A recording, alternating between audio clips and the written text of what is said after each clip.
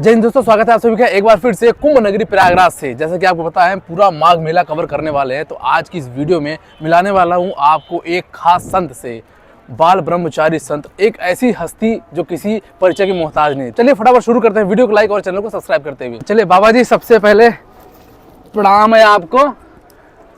बाबा जी जरा कुंभ के बारे में बताएं, प्रयागराज के बारे में। जो दूर दूर से लोग आते हैं, पहली बार आते हैं, उनके कई सवाल होते हैं कि क्या महत्व है इसका, क्यों इतनी भीड़ होती है, क्या कुछ है उसके बारे में। तीर्थराज प्रयाग यह समस्त तीर्थों के राजा हैं।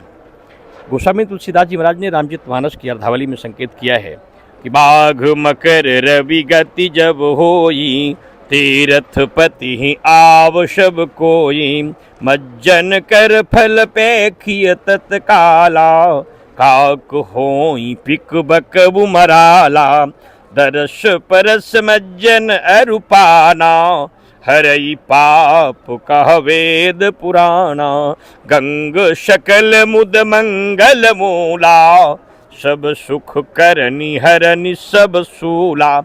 तीर्थराज प्रयाग यह समस्त तीर्थों के राजा के साथ ही यहाँ माघ के महीने में देवता, धनुज, किन्नर, नर, ऋषि, मुनि, गंधर्व यहाँ आके निवास करते हैं।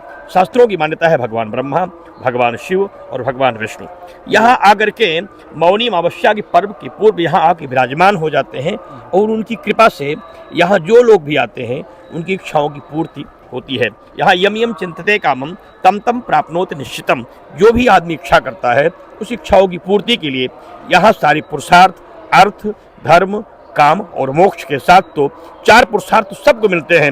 यहाँ दो अतिरिक्त चीजें हैं, यहाँ कृपा और दया भगवान की विशेष रूप से मिलती है, क्योंकि अन्य क्षेत्रे कृतम पापम तीर्थ क्षेत्रे विनश्यति।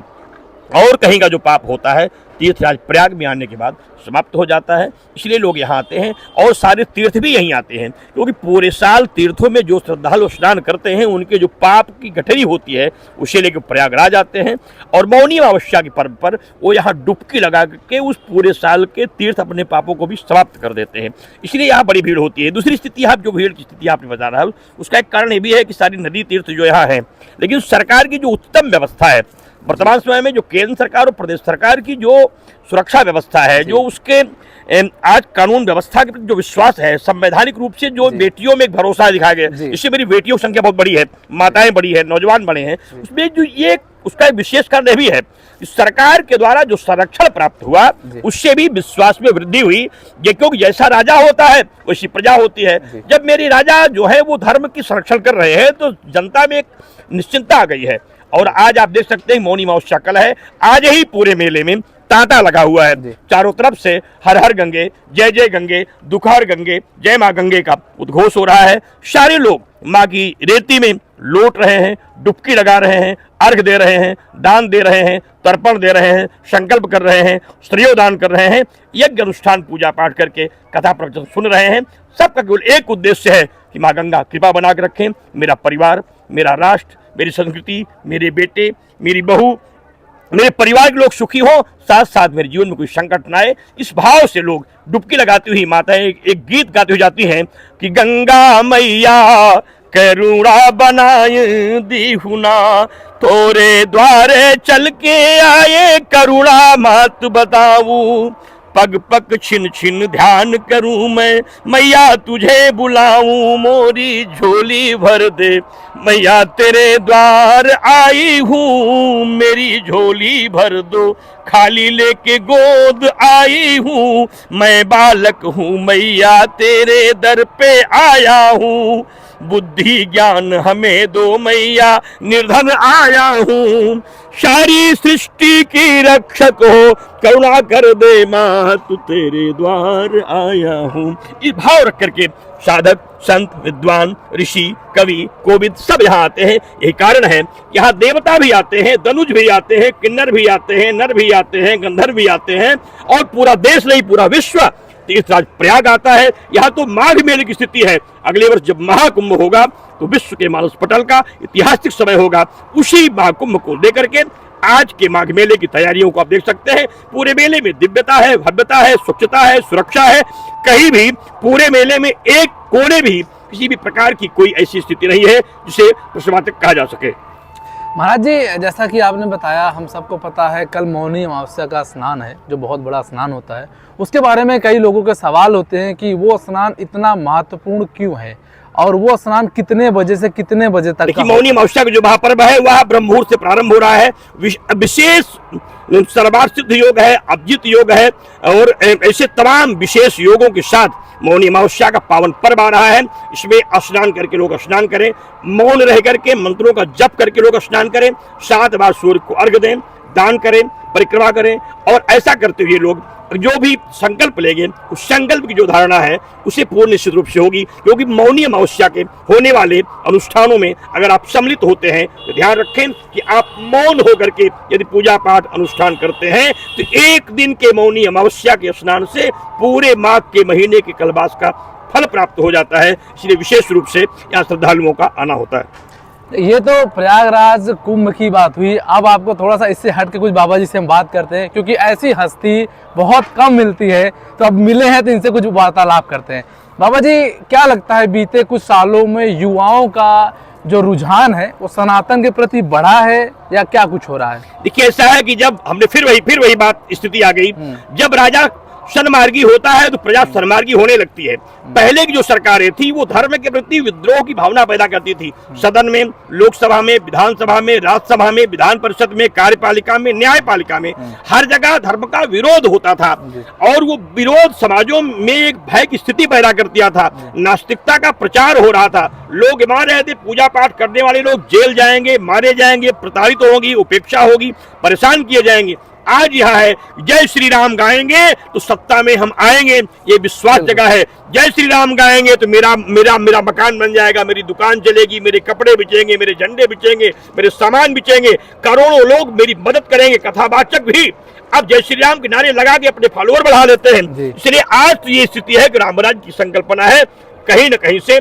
इसलिए भी जो जवानों का रुझान बढ़ा है, उन्हें लगने लगा है कि हम अपने मूल संस्कृति की ओर जा रहे हैं, जो हमसे छीना गया था वह मुझे मिल रहा है। और उसी के नाते ये स्थिति है कि आज कहीं न कहीं से सारे लोग इस पथ पर चल पड़े हैं और उसका लाभ समाज को मिल रहा है। मतलब राजनीतिक रूप से भी लोग सनातन के प्रति रुझान बढ़ा रहे हैं। देखिए, राजनीति कल के माननीय मुख्यमंत्री जी ने सदन में एक बात कहा था।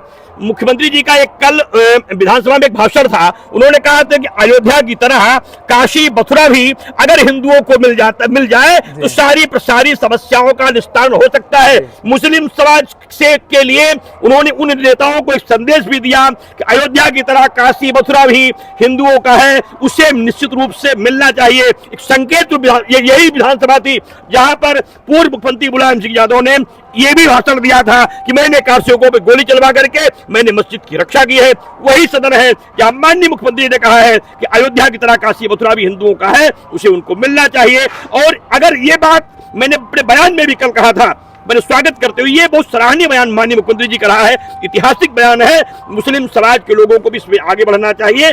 अगर ऐसा हो जाता है तो हिंदू मुस्लिम का आपसी विवाद भी कम हो जाएगा और भाईचारा जो भारतीय संस्कृति का इतिहास रहा है वह बना रहेगा। लेकिन वोट के भिखमंगे लोग इसे कतई होने नहीं देते हैं, क्योंकि लोग लड़ते रहेंगे, लोग मरते रहेंगे, हमारा सपोर्ट करते रहेंगे और उनका पूरा विनाश हो, यही राजनीतिक सोच रखने वाले लोग हिंदुस्तान की राजनीति का दुर्भाग्य करते हैं।